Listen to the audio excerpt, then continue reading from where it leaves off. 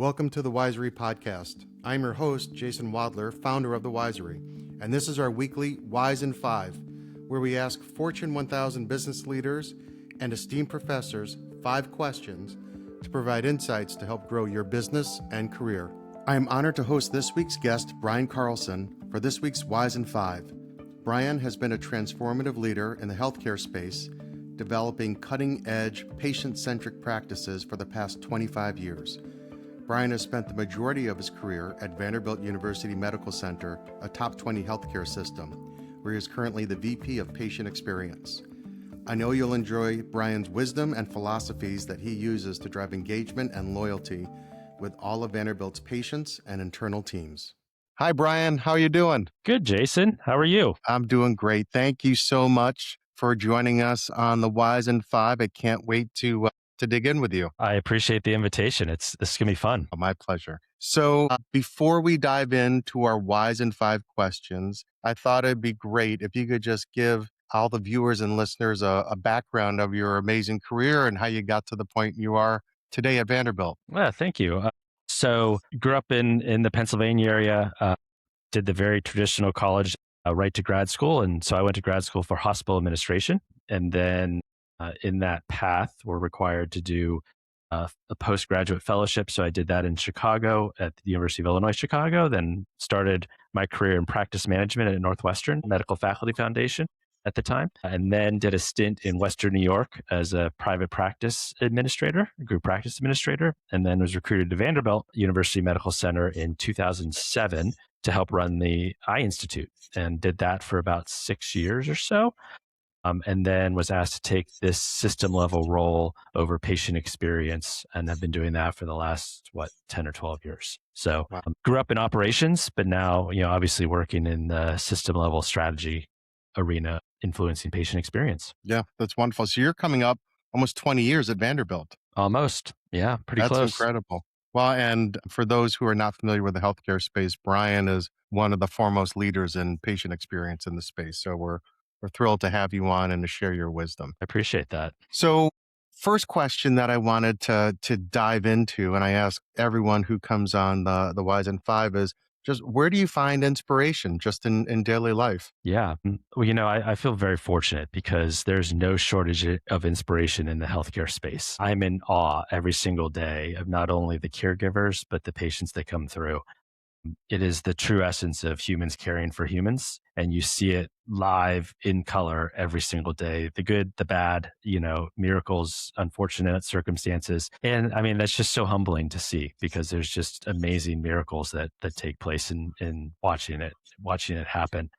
So that's primary where I get a lot of my inspiration and motivation. But, I think the second area, which I'll share with your listeners, is I'm a believer in the ancients. So I was a philosophy minor. I think a lot of what we have today has already been said, and we just try to say it in a different way. So the classics, Plato, Marcus Aurelius, Socrates, Confucius, all of those are some of my favorites, and I tend to lean on those for inspiration as well. Oh, that's fantastic. Well, that gives me much more insight into you because having spent time with you, I completely get that. I see the line. So Thank you for sharing all of that. Well, why don't we dive in? So Vanderbilt, for those who don't know, top 20 academic medical center, really amazing in the region. What patient experiences have you seen translate to smaller mid-market healthcare organizations that may not have the same resources that Vanderbilt has? Yeah. I mean, first, I think it's important to ground on just my thinking around experience. So I think of experience as it's not one thing. It's the sum of all interactions that go on. And what is important to me is not necessarily important to you. Our experiences are different. But those experiences have lifelong alterations and memories of what we do, how we conduct ourselves, what we remember, what we don't remember, what we lean into, what we don't lean into. So I think whether you're a big academic like Vanderbilt or a small community hospital, people are walking in every day and experiencing the care that they're receiving. I think where there's opportunity is people assume scale. How do I scale this? But the actual the linchpin is really in consistency and coherence. So what leaders say, managers permit. And what managers permit, workers do. And that all really rolls up into culture. And that's where I spend most of my space and passion is how we do our work every single day in the healthcare space. So I think of culture is what you tolerate, not what you declare. And so often in smaller community hospitals, they have the opportunity at scale because they have much more control. They don't have the Hmm. bureaucracy that a big academic does to really influence that culture on a day-to-day basis and drive change at a much faster pace. But again, it's about consistency and coherence, not about, scale and just a new initiative and things of that nature. So you hit three C's, which is the consistency plus coherence equals culture. I did. I think you need to trademark that. I really like that, and it makes a ton of sense. It's simple to say, right? Oh, But really hard to do, especially I would think at an organization like Vanderbilt, but to your point, yeah. more smaller mid-market healthcare organizations may have an easier time wrangling Yeah. everyone together. I think the other part to that, Jason, is also recognizing that the experiences our patients are having are directly tied to the experiences our workforce are having. Mhm. So leaning into that culture and what's a workforce experience, I firmly believe if you give the caregivers the tools to do their job in this space, they're going to deliver not only outstanding quality care, but an experience that people will remember as well. And I what think people want that's to really remember is smart. that feeling of I was cared for. Someone That's right. cared for me. Well, and it becomes an overused term, but it's authentic that way. It's if Yeah. people who are working at Vanderbilt feel like Vanderbilt's taking care of them, then it's just Mhm. a natural extension to say, well, I'm going to take care of the people who come to Vanderbilt. Percent. And that's not unique to healthcare.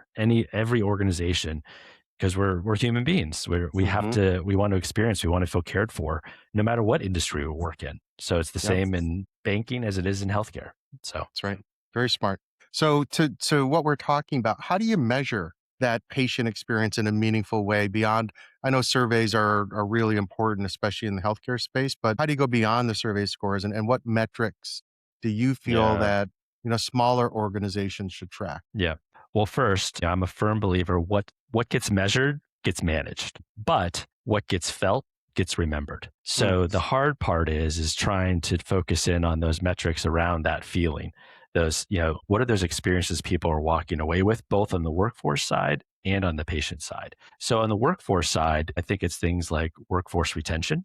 Do you have people coming and staying, or are they leaving? And what's the reasons they're leaving for? Engagement plays into that as well. There's metric scores around that. Most institutions measure those things. And then on the patient side, there's things like complaints and grievances. What's the narrative? What's the stories people are telling when their things aren't going well?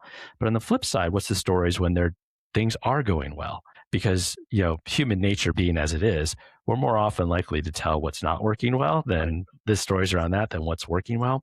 But I also know we do far more right in healthcare than we do wrong. And we don't spend enough time focusing on all of those positive stories that are going on every minute of the day. They kind of get drowned out over what the problem or the issue is of the day. So complaints and grievances is another metric. Brand, measuring your brand strength. Hmm. Patient retention. Are patients coming back to you? And also trying to figure out is how can we measure trust? And I think Mm, that's a newer space that I don't have the answer to. It's an evolving space in the healthcare. How do we get a firm grasp? But trust is complex because it's not one thing. It's multiple things. So there's not one metric that you can look at and say, oh, yep, we have high trust or we have low trust. So I'm looking forward to kind of digging into that over the coming years and figuring out how do we measure trust as a patient engaging in the healthcare space. that's a really intriguing metric and one Hmm. that I can see, even if you can measure it, I would think you could do, 99 things right, Hmm. 99 out of 100. And that one experience that someone has, if it goes the wrong way, hurts the Hmm. 99 before it, Yep. right? But the big part of that is how did we lean in when it didn't go well? Did we Hmm. lean into it? Did we acknowledge it? Did we try to address it? Hmm. Because some of our biggest advocates in the healthcare space are actually people who had a less than ideal experience, but it's Right. because we leaned into it that they felt like, okay, you heard me and you had my back and you're trying to help me. Very smart. I had early career in financial services, and we'd be with call centers, and people would be calling in to Yeah. share grievances most of the time. Hmm. And what we would say is, if you handle it the right way, you actually develop a more loyal customer because you've Yes. solved their problem, set them on a path forward. They felt heard, and they can then say, okay, this is someone, to your point, that I do Hmm. trust and I want to keep doing business with. Hmm. So Yeah. I think that's really, really smart. So to where we are, I'm going to talk innovation for a second Yeah. around patient experience. So what is one's patient experience innovation or initiative from Vanderbilt, or if you want to go beyond Vanderbilt, but what do you think is underutilized in terms of innovation and patient experience? And do you feel that there's something that off that innovation mid-market organizations could implement tomorrow? Yeah. Recognition. To what I just said a few minutes ago, we do Hmm. far more right than we do wrong. And we don't recognize that nearly enough. We don't fill the cups of the caregivers and all that is going well. We go in with, why is the score low? Why was this going wrong? Why didn't this case go right? Whatever it may be, versus the countless other ones. So one of the things I'm really proud of something we developed at Vanderbilt Health a few years ago was, so we get tons of comments from patients. The vast majority of those comments are positive in nature, but they sit in a database that requires someone to go through, read it, and be like, oh, Jason was a great nurse. Jason, I know who Jason is. Paste, copy, send over to Jason. Jason, I got this great comment about you. And the hardest job in healthcare is middle management. Hmm. Middle manager leaders are pulled in 10,000 different ways on a daily basis. And there's just not the time to go read these comments and share that recognition, whether it be in a huddle or via email, however people like to get recognized. So a few years ago, we wrote a matching algorithm program that pulls the positive comments from the surveys. We go in and we look at the security logs of who accessed the patient's record, and then we do a match on that. So we can see the patient was on 7 North. There's this nurse on 7 North that's named Jason. We have a match here. We review those, and then we send them out automatically at a system level. So we've now sent out over 105,000 positive comments Wow. to caregivers over the last, I guess, 4 years now. And the beauty of it, yes, physicians get by far the most, nurses are second, but we get other caregivers in there. We've gotten billing people recognized. Patients will write, Jason, I had a great, Jason really helped me in trying to resolve my bill. Would have never known. And just that small little pickup Hmm. gives the experiences to the workforce members that lets them know they're valued and they're doing a great job. And Yep. if you give them that experience, they're going to give that experience to patients then. Yep. And how do you do the recognition? Is it one-on-one with that individual, Mhm. or do you make it more public? No. So two ways. We send it to them via email. So it's more one-on-one. We do let their manager know so they can acknowledge them if they want to in some sort of public forum. Hmm. Separate from that, so these are separate initiatives now. We do have an institution-wide recognition program that we launched called Cause for Applause in the last 2 years, where any caregiver can recognize any caregiver. We can all recognize each other. Now, we don't share those positive comments in that right now, but that's an innovation we're thinking about doing in there as well. Great. That's great. And I think easy to implement, right? Anyone can 100%. implement that. I mean, this Hmm. is not a heavy lift Yeah. and not high technology, but I think that's really, really great. And Yeah. so thanks for sharing that. So we So, just parenthetically, we Epic, who is our electronic mhm, health record and the largest in the healthcare space. So vast majority of healthcare institutions are using Epic.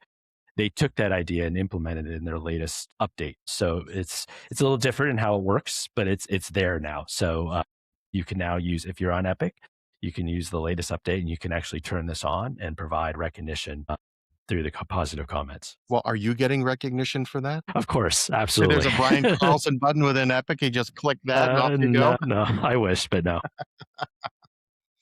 Well, I'm curious, like with this amazing journey that you've been on, who are some of the advisors or mentors that you've gone to or continue to go to as you start to take on new and different things? Yeah, there are countless over the years, and too many to be named. But I think the mantra I give is just trying to stay curious, and through that curiosity, being open to asking questions of others. And 9.9 times out of 10, if you just ask the question of someone else, they're going to give you some advice or opinion that you may or may not be looking for. It can go both ways, of course. Hmm. So, past colleagues, past coworkers, people I've met through the Wisery, people I've met through the Athena project. I'm talking, to a couple of them. We've stayed connected. So the people are more than willing to be open to giving advice and if you need it and support as well. And I think it's just being curious and asking the questions. I think that's great. And thanks for the recognition for the wiser. I should have a bell that we ring for that. So, Brian, we flew through the questions, and Yeah. no surprise to me, you passed with flying colors. So thank you for that. But I do have a bonus question for you. So as our members want to engage with you on the Wisery, what are Yeah. some of the topics or questions that you feel you're best positioned to help them answer? Yeah. I mean, of course, anything within the experience space, and that could be customer or patient, because it really comes down to how humans are interacting with humans at a system level. And there's no one size fits all. Every problem is a little unique. So if you're having challenges getting adoption, if you're having challenges trying to get recognition, if your challenges getting uptake on some initiative, or you're just I'm thinking about doing this, do you think this will have impact, or what should I be thinking about that I'm not, that could have a negative, impact on this direction I'm trying to take within the organization, within my business unit, whatever it may be. So all of those are the intersection of where I think and where I do my work at. So any and all questions in the culture space, in the experience space, workforce space are wide open, and operations as well, because what people have, how they do their work, how they do their work on a daily basis influences their experience. So Mhm. how can we fill their cup more than taking away from them? Yep, that's fantastic. Well, I can't thank you enough for making the time and sharing your wisdom. How fortunate for Vanderbilt to have you, and how fortunate for me and our viewers and listeners to have you sharing your wisdom with us. So thank you. I truly appreciate it, and have a wonderful rest of your day. Thank you, Jason, and keep up the great work. What you're doing with the Wisery is absolutely awesome, and I hope more and more people find it and embrace the wisdom that they can gain from engaging in the Wisery. So, Wow, that's very congratulations to kind of you. you, my friend. Thank you. Yep. All right, all Thank the you. best. You too. Thank you for tuning into this week's Wise in 5. Visit thewisery.com to learn more about Brian and book time with him or any one of our acclaimed advisors. Only at the Wisery.